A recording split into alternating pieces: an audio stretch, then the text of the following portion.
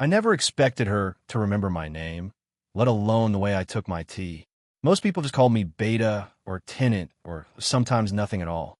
But the third week after I moved in her house, she knocked lightly on my door one evening and said, "You forgot your cup upstairs, and you still didn't finish it. Too much sugar again." She said it like it was an ordinary thing to notice. Her name was Sanaa, 45, maybe 46. I never asked directly. She lived upstairs in the larger portion of the house, while I rented the small room below with a narrow window that looked out onto the alley. The kind of place where afternoon light stayed for only 20 minutes before disappearing behind the opposite wall. Every morning before work, I passed her staircase on the way out. Most days I heard small sound from above, cupboard doors, a chair dragging, the faint hum of the television. Sometimes nothing at all. That silence used to feel heavy, until she started filling it. The first time she invited me up for tea, it sounded casual. Too casual. "You're going anyway, right? 5 minutes won't make you late." I remember standing near the doorway, unsure whether to take off my shoes or not. She noticed and said softly, "Leave them. You'll just have to wear them again." Her house always smelled faintly of cardamom and laundry detergent. Clean, but lived in. A folded shawl on the back of the chair. A book left open on the table, like someone had meant to return to it. She handed me the cup and watched me take the first sip. Too hot. I try not to react, but she smiled anyway. "You always pretend it's fine." I laughed quietly, staring into the tea like it might explain something. After that, tea became a routine neither of us officially planned. Some evenings she knocked. Sometimes I did. Sometimes the door upstairs was already half open like she expected me. We didn't talk about important things. Mostly small ones. Electric bills. Work schedules. The neighbor's dog that barked all night. Once she asked, "Do you ever cook or just survive on eggs?" I shrugged. "Depends how tired I am." She shook her head, smiling in a way that felt warmer than it should have. "You're different," she said. I didn't ask what she meant. That sentence stayed with me longer than it should have. Nights were the quietest. My phone would light up sometimes, old group chats, random notifications, nothing meant for me specifically. I'd open the message box anyway, type a few words, then erase them. More than once, I almost texted her, "Tea tomorrow." It always felt unnecessary. She would knock anyway, or at least I thought she would. One evening, I went upstairs and found the door closed. Not just closed, properly shut. I stood there longer than made sense, listening for movement. Nothing. On the way back down, I noticed a pair of unfamiliar shoes near the entrance. Men's shoes. Dark leather. Polished. I told myself it didn't mean anything. But the next afternoon she knocked on my door again, and when I opened it, she hesitated just a second before speaking. Her eyes flicked toward my hands, like she was checking if I was busy. Then she said quietly, "Someone's coming over tonight, an old friend. You probably won't see me." She paused, and then, almost like an afterthought, "He reminds me of people my age." That was the first time I wondered what she really meant when she said I was different. The man with the polished shoes started coming more often after that night. Not regularly enough to call a pattern, just often enough that I noticed. Sometimes his car would be parked outside when I came back from work. Sometimes I'd hear low voices drifting through the ceiling while I tried to read or pretend to. A man's voice, steady, confident, the kind that didn't hesitate before finishing a sentence. Those evenings, the hallway felt unfamiliar, like I was walking through someone else's house. Still, she didn't stop knocking. 2 nights later, Sanaa tapped on my door with the same soft rhythm she always used. When I opened it, she held up 2 cups. "I made too much again." She said it without smiling this time. Upstairs, the window was open and the curtain moved slowly with the night breeze. The city noise drifted in, distant motorcycles, a barking dog, someone arguing far away. The television was off. The house felt quieter than usual.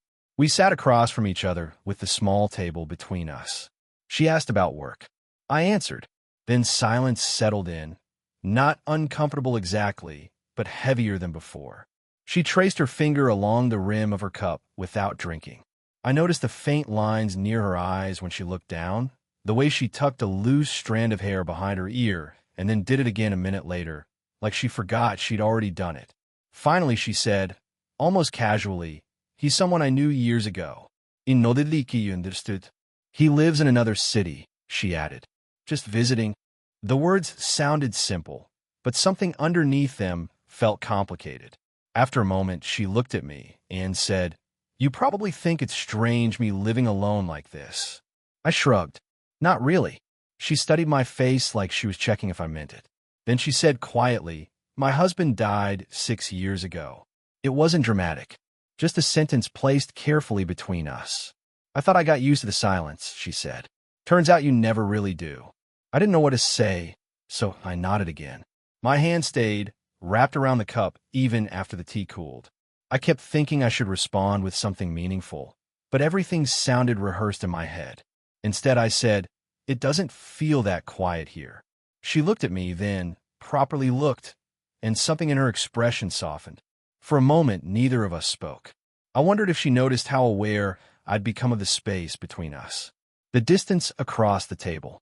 The fact that if either of us leaned forward just a little, it would disappear. The thought came and went quickly, but it left something behind, a kind of quiet unease. She was older. That part was obvious every time she mentioned things from before I finished school. Every time she spoke with a certainty I didn't have yet. Sometimes I imagine what other people would think if they saw us sitting like this. Her neighbors, my coworkers, anyone at all. The idea made me shift in my chair. She noticed. "You're always thinking," she said softly. I smiled a little. "Not always. Most of the time." She reached across the table then, just briefly, and brushed a small drop of tea from my hand with her thumb. It was such a small thing, she probably didn't even register it. But her fingers stayed there a second longer than necessary, and I didn't move away. I don't know why that moment stayed with me. Maybe because it felt like someone finally saw me. After that night, something between us changed. Not openly, not in a way you could point to, but enough that I started noticing it everywhere. The knocks on my door became softer. Or maybe I just listened harder. Sometimes she didn't knock at all, just called my name from the staircase. And sometimes, nothing. The man with the polished shoes kept coming. Not every day, but enough that I began recognizing the sound of his car, slowing outside before it even stopped. One evening, I came home early and saw them standing near the gate. She was facing him, arms folded loosely, listening.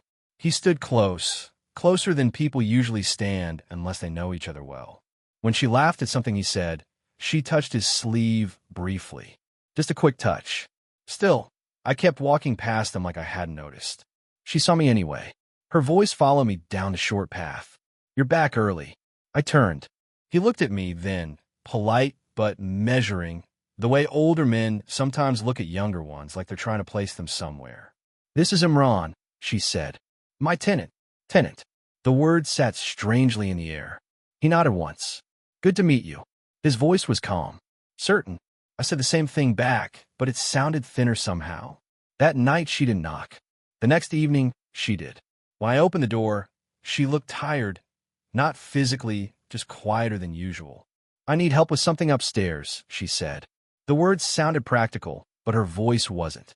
It was just a loose cabinet hinge. Nothing important. I tightened the screws while she stood beside me, holding the small flashlight from her phone, the beam drifting slightly every time her hand shifted. "You should have told me sooner," I said. "I didn't want to bother you." "You never bother me." The words slipped out before I thought about them. The room went still. I kept my eyes on the screwdriver, turning it slowly, even after the hinge stopped moving. When I finished, I stayed kneeling a second longer than necessary. When I stood up, she was closer than I expected. Not touching, just close enough that I could see the faint crease between her eyebrows, like she was deciding something. "You're good to have around," she said quietly. Not the same as before. Not different. Something else. Her hand lifted slightly, like she meant to adjust my collar or brush something off my shoulder. Instead, it stopped halfway, hovered, dropped. I felt the moment stretching, thin, fragile. If either of us moved, footsteps sounded outside in the hallway. Both of us stepped back at the same time. Too quickly. She turned toward the door, even though no one knocked. Probably just a neighbor passing by. Or maybe nothing at all. When she looked back at me, her expression had changed, careful again. "You should get some rest," she said. I nodded, but neither of us moved toward the door right away. For a second, just one, I thought she might say something else. Her eyes stayed on mine, searching, uncertain, and I almost asked the question that had been sitting in my chest for days. Do you want him here, or me? But the words never made it out, and somehow that silence felt closer to a confession than anything I could have said. A few days passed where I barely saw her. Not in any dramatic way. No argument, no explanation. Just small absences that added up. The upstairs light stayed off earlier than usual. The door remained closed. No soft knocks in the evening. No half-open invitation that meant come up if you want. Once or twice I thought about going upstairs anyway, but something held me back. Pride maybe, or the quiet fear of interrupting something I didn't belong to. Instead, I started coming home later, walking slower, taking the longer road from the bus stop, even when I was tired. One night, as I reached the gate, I saw her sitting on the low concrete bench near the wall. The porch light above her cast a dim, yellow circle that barely reached the ground. She looked up when she heard the gate creak. You've been busy. It wasn't a question. I nodded anyway. Work. I stood there a moment before sitting down beside her, leaving more space than usual between us. The air smelled faintly of wet dust. It must have rained earlier. Neither of us spoke. A motorcycle passed somewhere down the street. Then silence again. She rubbed her hands together slowly, like she was cold, though the night wasn't. I thought maybe you were avoiding me, she said. The words came out almost lightly, but they stayed in the air longer than they should have. I could say the same. I answered. She gave a small breath that might have been a laugh. Maybe.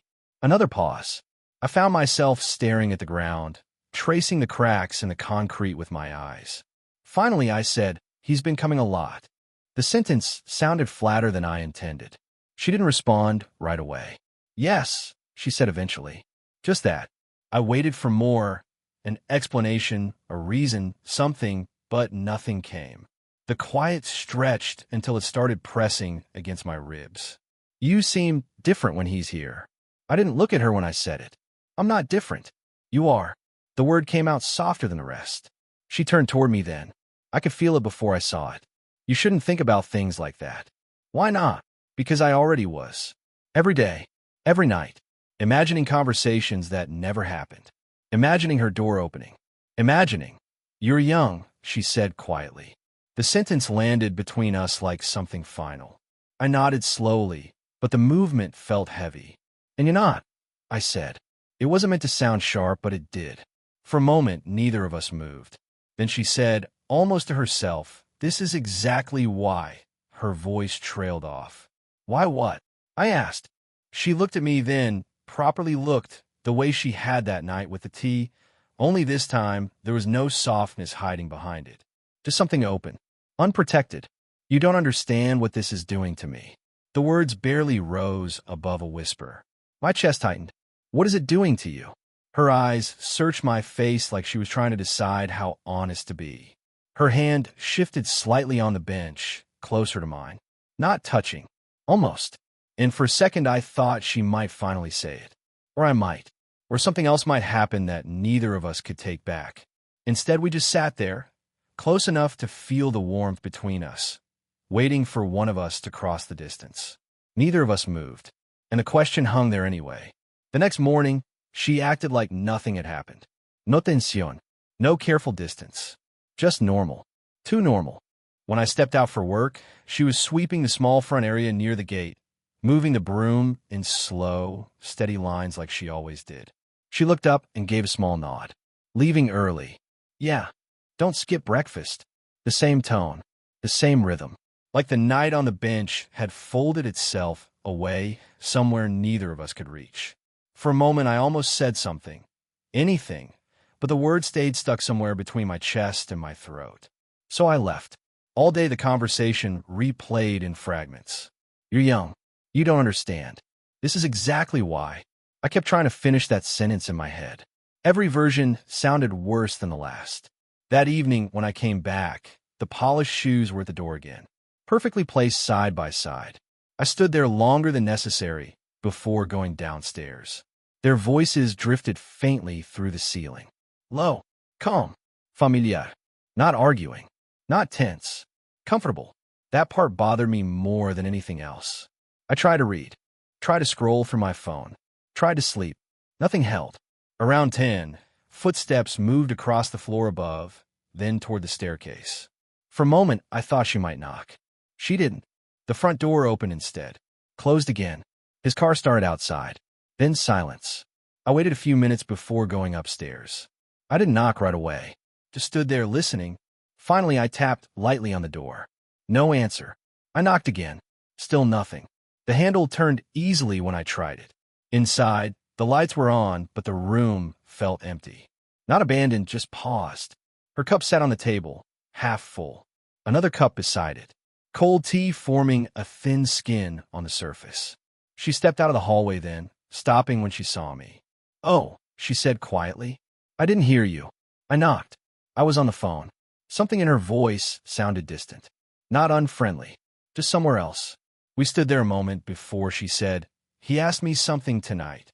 The words came slowly, like she was still adjusting to them. I waited. "He wants me to move," she said. The room went very still. "To his city." I nodded automatically, though nothing inside me moved with it. "He says it doesn't make sense for me to stay here alone." Her eyes searched my face. I told him I'd think about it. Think about it.